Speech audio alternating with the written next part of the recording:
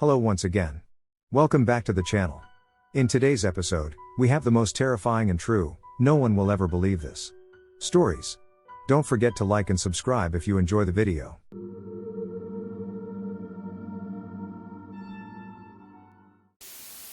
Something happened a few nights ago that really weirded me out. I'm a very light and fitful sleeper and wake up several times each night. Last week, I awoke at the end of what I suppose was a dream, but it sure didn't feel that way. When I woke up, I idly and groggily realized that I had begun dreaming just a few seconds before. The dream hadn't entirely coalesced and was still just a jumble of images and feelings. Although dream time is notoriously inexact and malleable, I would estimate that I had only been dreaming for 15 to 30 seconds. I began to drift back off to sleep, trying to make sense of the dream images, when I suddenly jolted completely awake and sat straight up in bed with a start.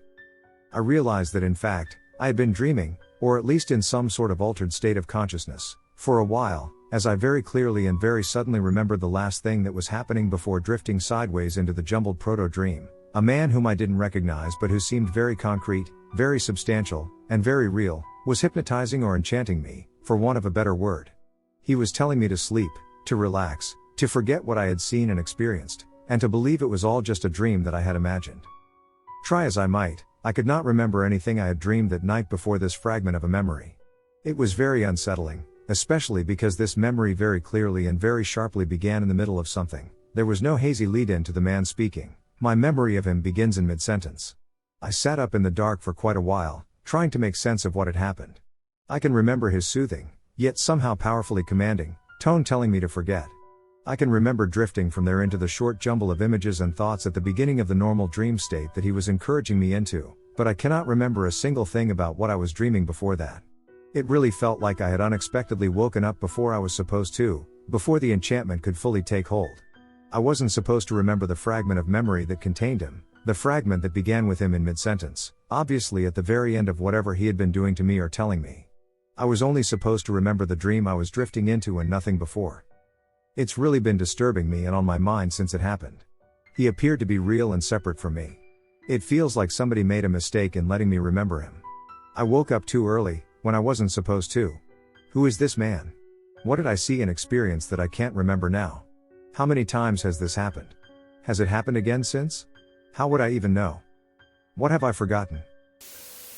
I was around 9 or 10 years old when I was home alone with just my older brother, and it was around 9 p.m. My brother was asleep in his room, and I knew my mom's bus was going to reach our complex soon, so I put on my shoes to walk to the bus stop and meet her.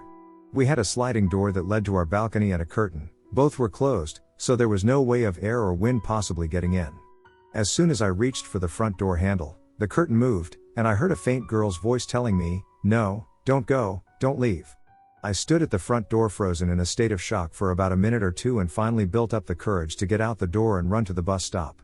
It didn't click until a couple days later. A blacked out truck that I've never seen before, our neighbors barely had visitors, especially that late at night, was turning out of our section of the parking lot and sped out of the back exit of the complex that never had security guards by it. The security and management had a flyer posted on the community board to beware of the exact truck I saw. I always wondered what could have happened to me if I had never heard that voice or seen the curtain moving out of the corner of my eye. I am one of those people who goes superhero on adrenaline. I'm an unathletic female. 2 quick stories. About 8 years ago, I was paying in a shop when I heard a loud crash. I looked outside and saw a car wreck. A car had hit another and pushed them into a big pole that held power lines. I took off, running to the scene. The pole was broken and started to fall onto the car. Power lights were starting to droop toward the car. The driver inside was hurt and dazed. The door was dented a bit at hip height, and all doors were locked. The driver was bleeding from the head and could not unlock the doors. The power lines drooped lower. I dug my fingers into the crack where the door closed and began pulling. I bent the top of the door with my bare hands. I called an onlooker over to help me pull. I was able to get an arm in to unlock the door. Then the onlooker and I were able to force the door open and get the man out before the power lines touched his car. Then I went over to the other car and found a stunned, injured teenage boy standing there, dizzy and tottering. I picked him up, carried him to the curb, and sat him down to wait for help. He was about 6 feet tall. At this point, I was 36 and very out of shape, a mom to a toddler. Needless to say, I was so sore the next day. Second story. In college, Two townies sneaked into my girls' only dorm and crept into the shower room on my floor. I was just coming in for the night, and I heard a girl scream. I saw the teenage boys running away. Without thinking, I dropped everything and chased them. What was I going to do if I caught them? No clue. But I was on their tail. They got on a bike and sped off together, surprisingly fast. In chunky-heeled loafers, I managed to catch up to them and chase them across the entire campus, telling them off the whole way and taking swings at them. I didn't land any. I stopped chasing when they were off campus. Then I walked back to my dorm and gave security descriptions of the peeping toms. The next morning, the dean of students called me to thank me for protecting the other student who had been in the shower, getting peed at. When I was 19, my grandma died at the age of 91 and left me an old 2-room apartment downtown my city. After a couple of weeks, I decided to check it out. As soon as I got in, I noticed that it hadn't been cleaned in probably months because she was living with us and the concierge wasn't available for a long time, so I decided to just mess around because I was alone and bored and grabbed a hammer and started smashing parts of the bathroom. I started with the sink, then the other parts, and when I started smashing the bathtub, I noticed that it had an unusual space inside of it. I started inspecting for seconds before I found this antique leather skin bag. I pulled it out and picked it up, and it was pretty heavy.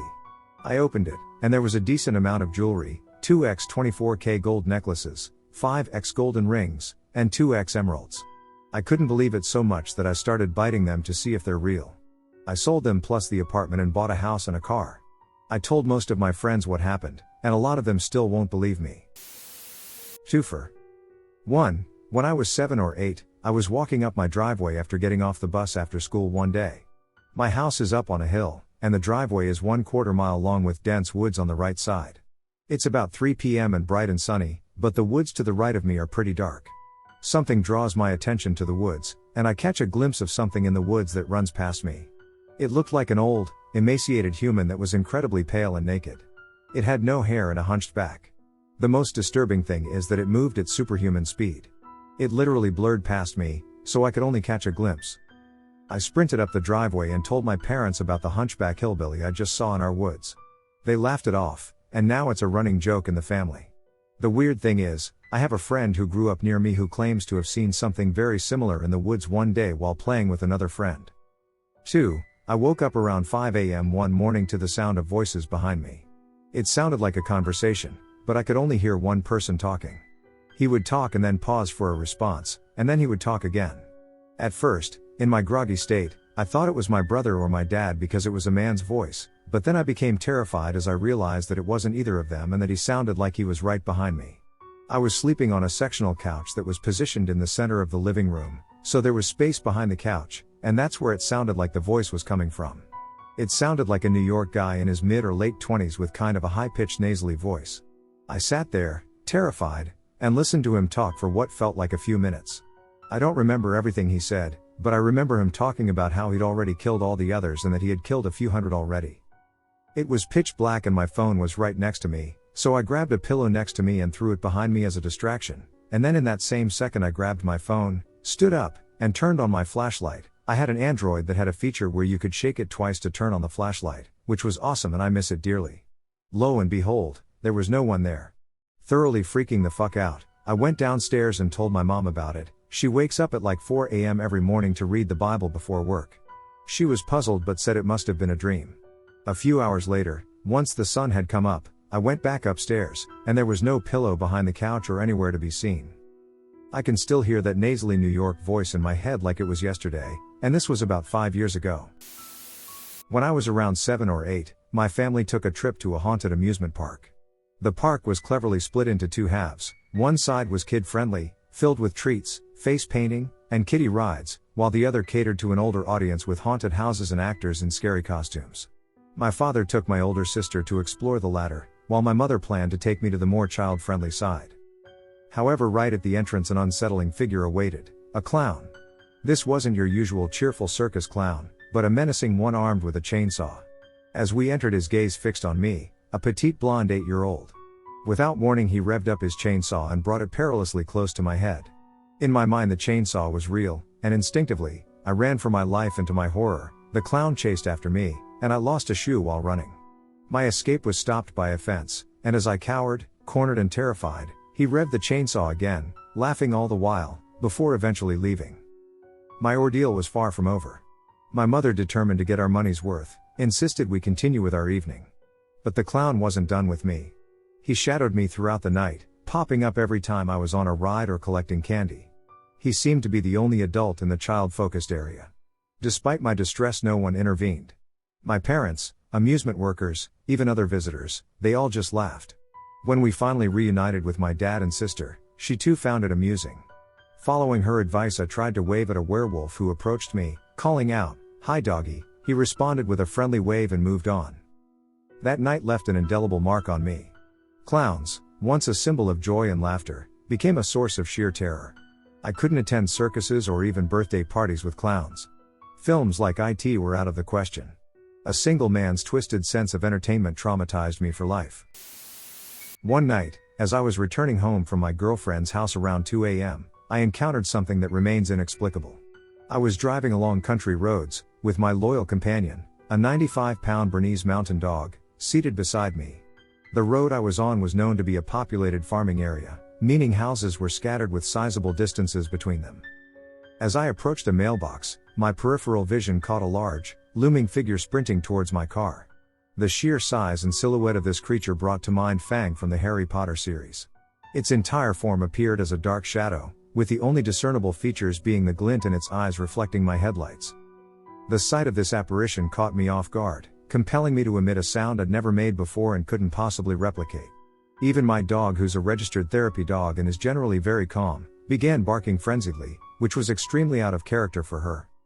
As the creature closed in, my eyes tracked its trajectory right to the front wheel well of my car, and I braced myself for impact. But there was nothing, no sound, no jolt, nothing. It's as if it vanished into thin air. Drove in silence the rest of the way home with absolutely no idea what I saw, definitely still no idea, but just thinking about it makes the hairs on my neck raise. Throughout my life, I've encountered numerous experiences that, if shared, might sound unbelievable, yet are all true. One of the most recent began in 2017. That year my then partner was diagnosed with cancer, which unfortunately turned terminal by 2018. Our relationship was far from ideal. He was emotionally and verbally abusive. This was common knowledge among our close circle.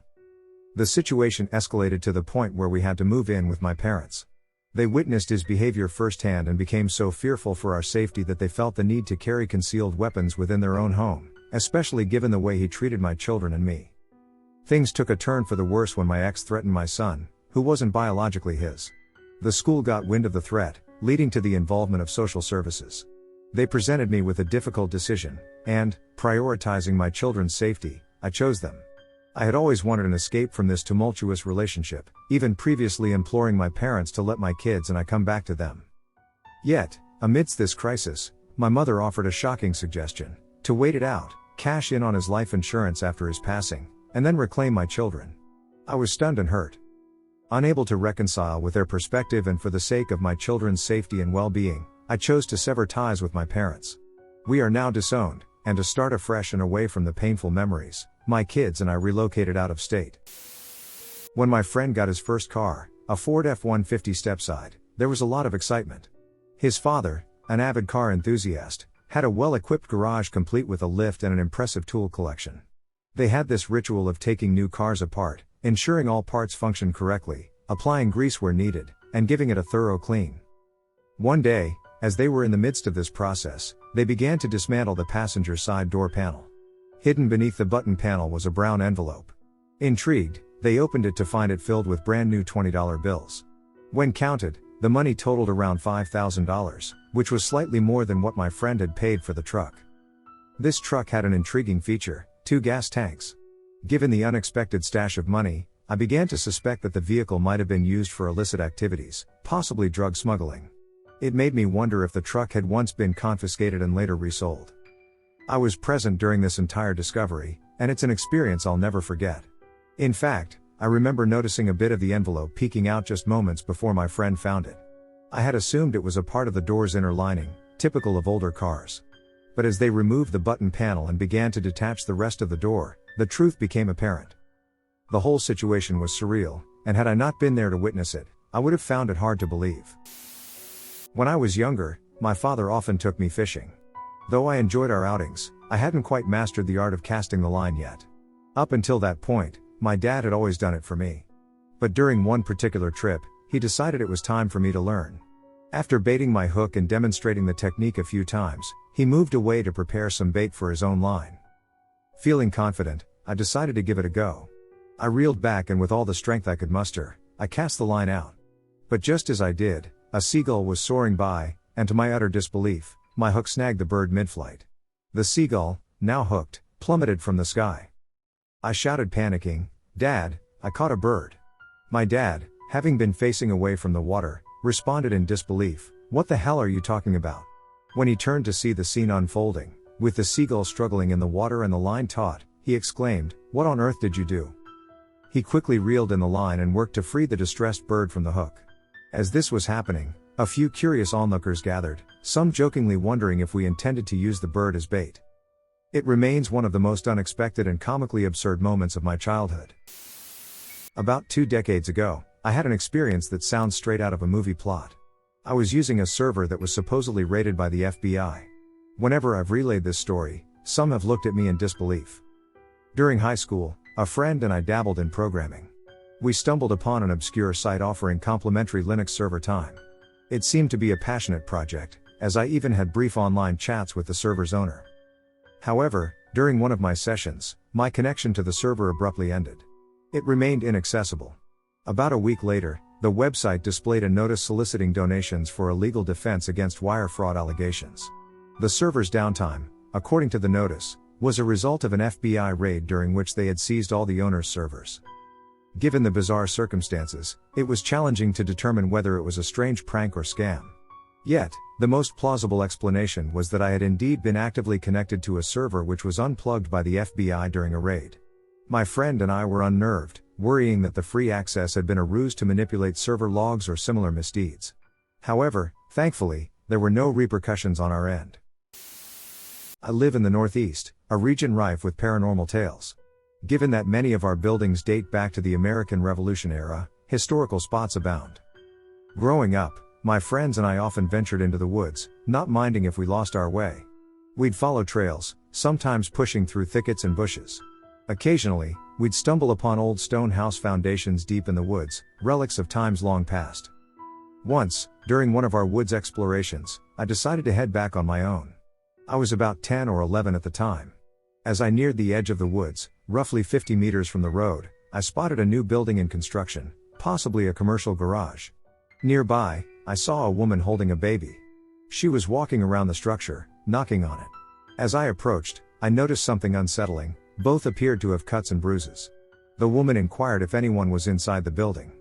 Feeling a chill run down my spine, I replied that I didn't know and hurriedly continued on my way. Even now, I occasionally ponder over that strange encounter, wondering if it was a figment of my imagination. Not far from that spot, about 75 meters away, stands an old church with tombstones dating back to the 1700s. On another occasion, my friends and I, while perusing the old tombstones, mused about how eerie it would be if we knocked on the church window and something knocked back. Emboldened by the idea, we tried it. To our horror, we were met with a loud boom boom boom from inside. We sprinted away, heart pounding. To the best of my knowledge, no one was inside since the church was locked, and it was too small to house anyone unnoticed. These puzzling events, happening so close together, have stayed with me.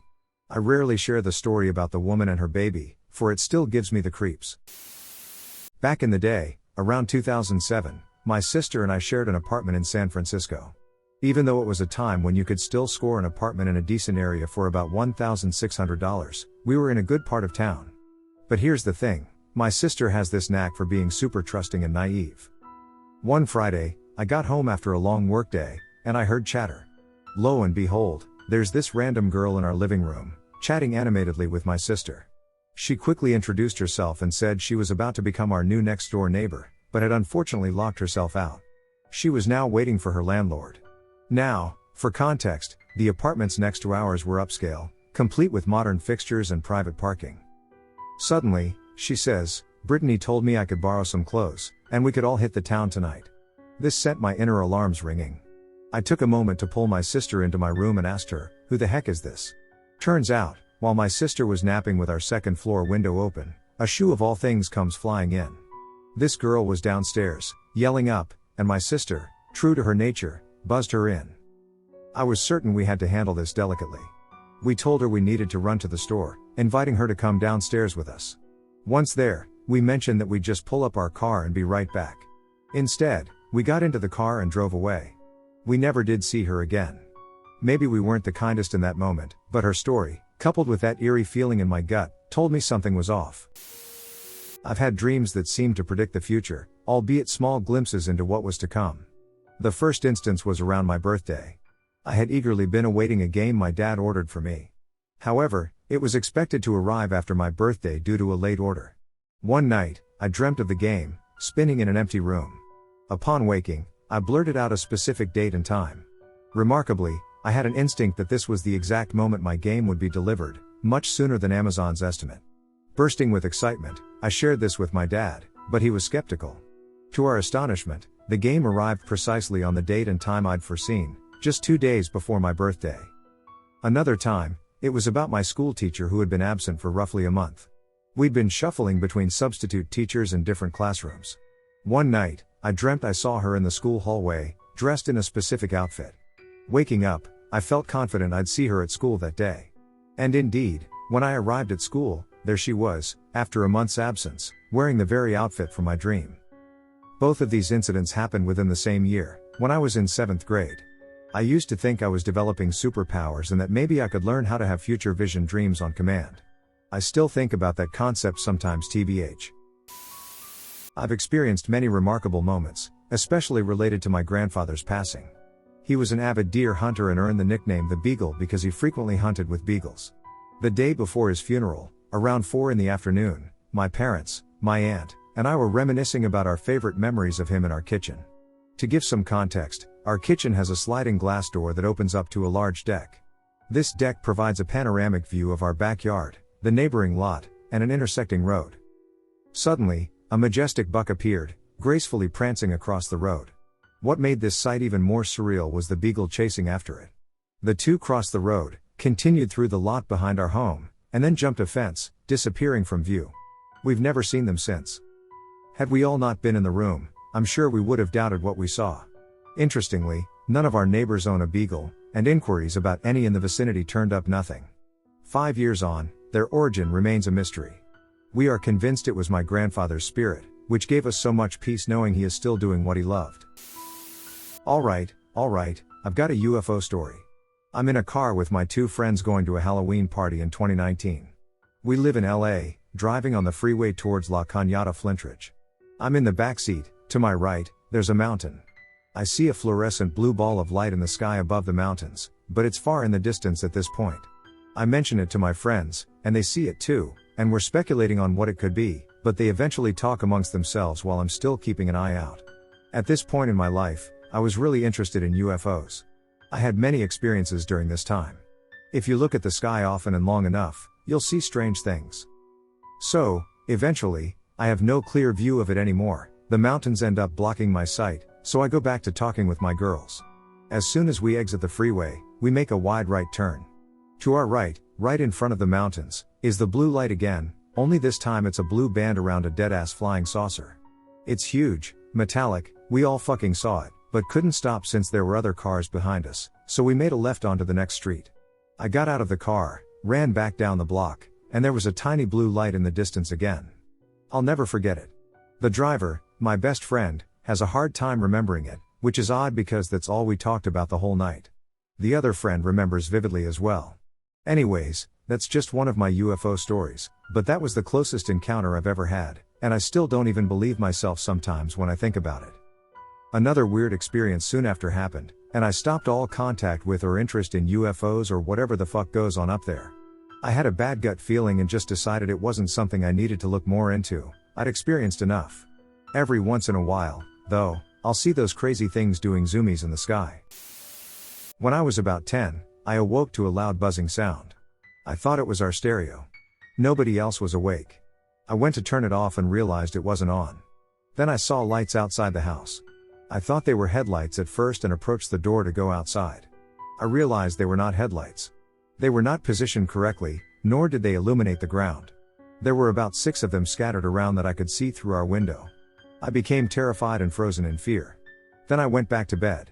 I asked everyone if they saw or heard anything in the morning during breakfast or if anybody would have been on our property that night. The answers were all no, so I didn't tell anyone what I saw and heard. A psychiatrist told me it was probably just a dream.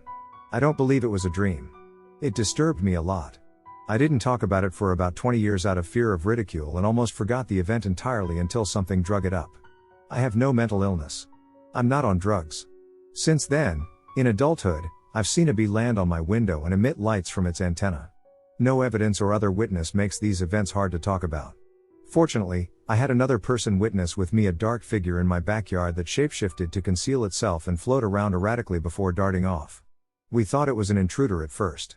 I got the other person, and where I saw the dark figure, it was instead what appeared to be our black trash can.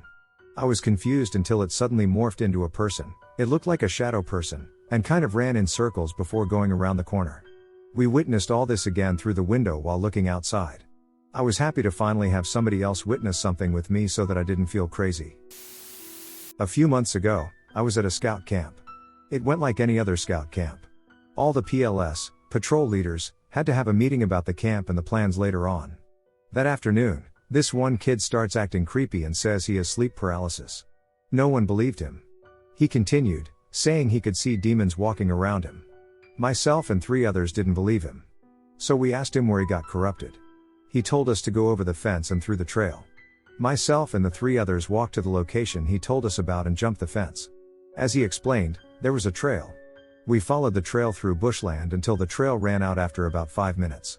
One of the guys I was with said, "See, I told you there's nothing here." We agreed with him and started walking back up. 5 seconds later, in the distance, we heard a crack from a tree, like a branch snapped off. We shot our heads around, afraid of what there might be. There, falling from the top of a tree, was an object 3 to 4 times the size of a large dog, with a full black head and orange body. Thudded onto the ground, hidden by bushes and shrubbery.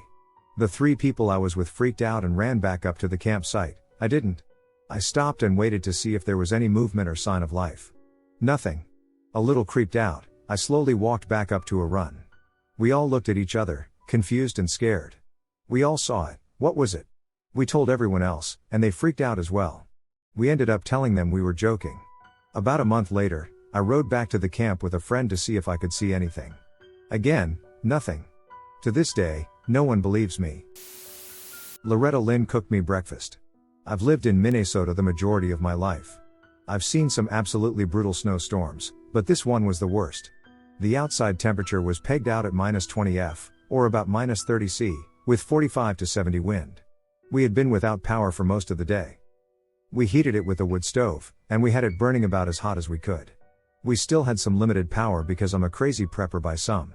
I'm talking about enough to charge 2 cell phones at once, the same basic tech as a BioLite stove, just enough to keep 2 fans running and the pump that keeps water out of the root cellar running.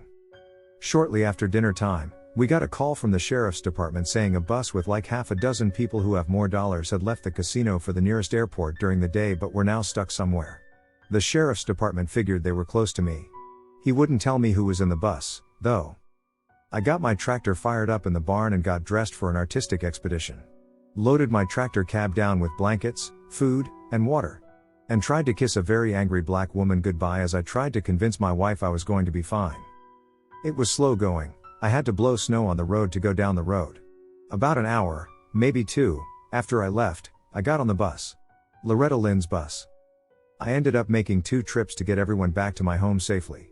Loretta, her daughter's husbands, her driver, and her grand dogs. I stayed the next 3 nights with my wife, and I, incidentally, had never heard of her. They were great house guests. The next morning, I kind of overslept because the fire didn't burn down. Then I started smelling coffee and bacon cooking. That was when I went out into the main room to see a country music hall of fame, standing in my wife's PJs at the wood stove cooking breakfast. She went out to feed the chickens and collect the eggs, then decided to make herself useful by making breakfast. Omelets, with raw fried potatoes and bear sausage. When I was 7, my family and I were in a village in our vacation house. It was in the middle of a pretty dense forest, so there were many animals, which I loved a lot. I was sitting on a porch eating strawberries, and I saw a squirrel sitting on a railing, clearly being careful as it was at what I would imagine a comfortable distance. I took a strawberry and placed it on the railing in front of me, still far away from it, and went inside. When I went back out, the strawberry was gone, so I assumed it took it. Next year we were back at the house, and I was once again out on the porch eating sunflower seeds, and the same exact squirrel just casually jumped onto the railing and sat right in front of me, looking at me expectantly. I put a generous amount of sunflower seeds on the table in front of me and lean back, and after some time, they jump onto the table and start eating. I did startle it after a bit, but that was probably one of my best childhood memories.